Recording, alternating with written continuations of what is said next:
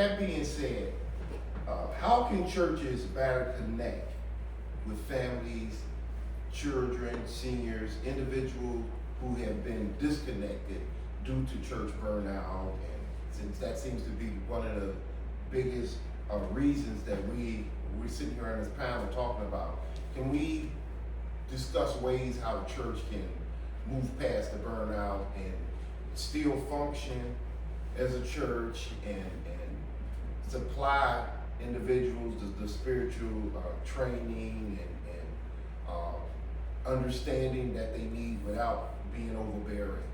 What suggestions, what things would you suggest the church start off doing? I think that allowing them to express themselves, getting input, allowing input on what suits them. You know, how they learn pretty much, because everyone learns differently. So even in the spiritual setting, everyone is not going to grasp things right off like that. And there are some that get it.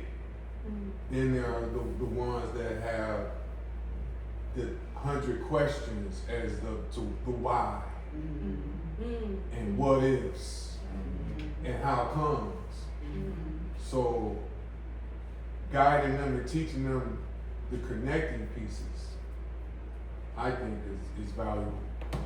So now my next question then, that with that, to kind of compound with that, so one of the things I've discovered in my research is church revitalization is pretty much every article that I've read on magazines, books, they all allude to the importance of small group settings.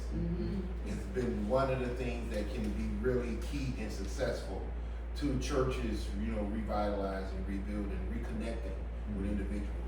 What is your take on the small group settings? How do you think that those can be effective in the church, or do you think that's a good means, or what is your opinion on that? My thought process with that, when I was growing up, I loved getting to Sunday Bible class, which was held before the actual service. And those were small group settings that was ran by one of the mothers of the church. It can't be someone that's not seasoned, I think.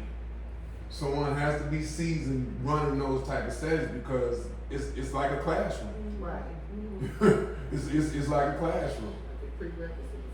Prerequisite, but you said it best. You said it best. This is the prerequisite before the actual service. So all the writers and everything that I've been reading, that's nothing new.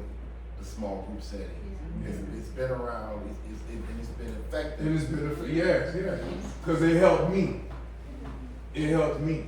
And it gives an opportunity for your voice to be heard. That's even with children. Like when I work one-on-one with children, they're able to open up more to me and feel more confident with me, instead of, in a larger setting where they may feel like ridiculed for something, for saying something. And then a small setting, the thrust of the drive of a small setting is that the person who's teaching the class, they have a connection with that youth that's struggling with their spirituality or the understanding of the Bible and how to bring it home. And so he or she who's in the leadership is able to connect and see where they are having their struggles or strifes or whatever. And you can't do that in a large setting. In a large setting, the arena is much bigger. So when you're in a bigger arena, you tend to get lost. And in a smaller setting, you kind of can bring it back, which is why it's good to have the Bible study before the actual service, if you can. I don't know how. Some people have it on a Wednesday night, or some people have it that morning of, and then later that morning, in the midday of the morning, they go right into service. So something like my take on that is how that small setting is your thrust right there to get that person rejuvenated and revitalized. Their interest in church.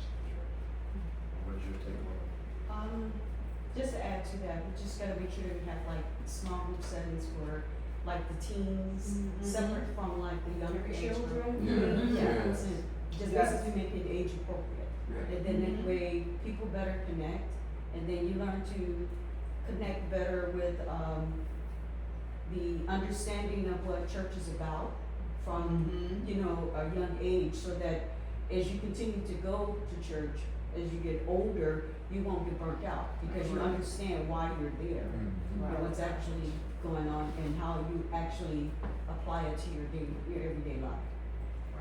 But church 4 days a week may be the burnout. I was of gonna two say days. that's But if Tuesday, Thursday, I mean, if you don't wanna do overkill, maybe, if they're at church that much, they should be involved in other activities and not just strictly church per se. You know, Monday should be your outreach, Wednesday should be your Bible study, Thursday if you're involved in the choir. You know, you need to break it up, because you won't have the monotony of like, I'm going to church. Right. Oh, okay. You know, this should be broken up like a schedule, like, you know. And also think we have to think about the youth, that they're involved in other activities, they're involved in sports. So we have to think of a day where they don't get burned out. They're in school Monday through Friday, sports on Saturday, Sunday, it shouldn't be all day, maybe an hour of power.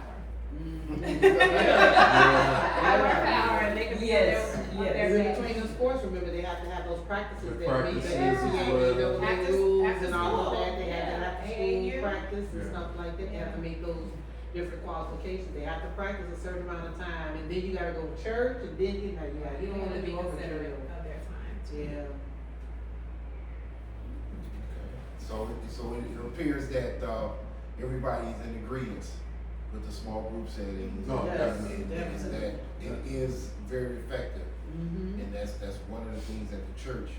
So with that being said, the other thing that's also agreeable is that there should be a seasoned person that's Teaching. aware, Definitely. that's Leaders, teaching yeah. someone Yes. that can motivate.